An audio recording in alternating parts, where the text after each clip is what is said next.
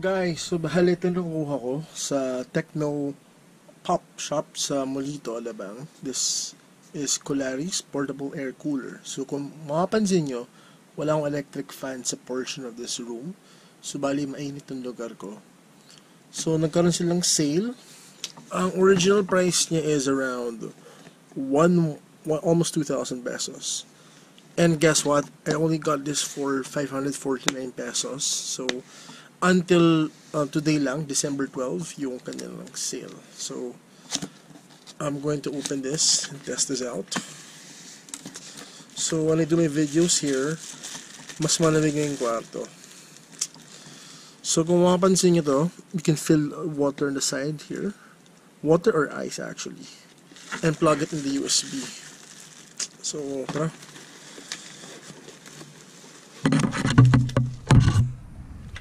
So ito. This is it.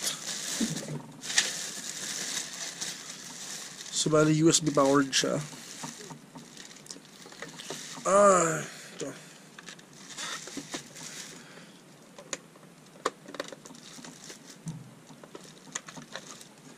So kaya yung USB dito.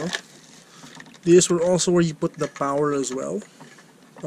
Sorry, the ice cube or water here. Dito mo lalagay para mas malamig. So here.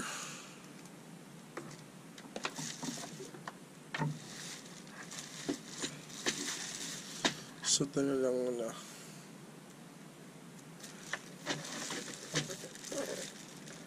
So let's plug this here. Where's the USB outlet?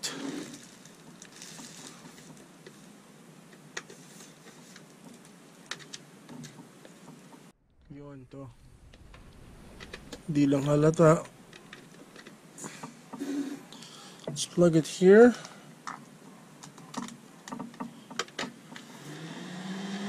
So to.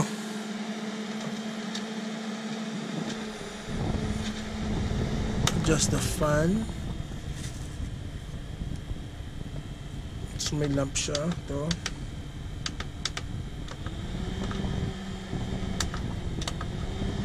So hindi siya pwede pang like electric fan of your room. Pang malapitan lang talaga siya, like laptop area. An area where you can reach this thing.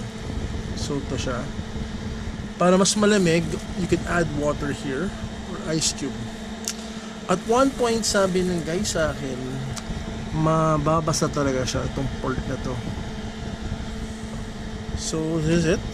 So okay na siya for 500 plus. Original price 1,000 pesos. So okay siya. Today lang yung sale. So okay na rin ko dito. So moving forward, you will hear the sound every video. Okay.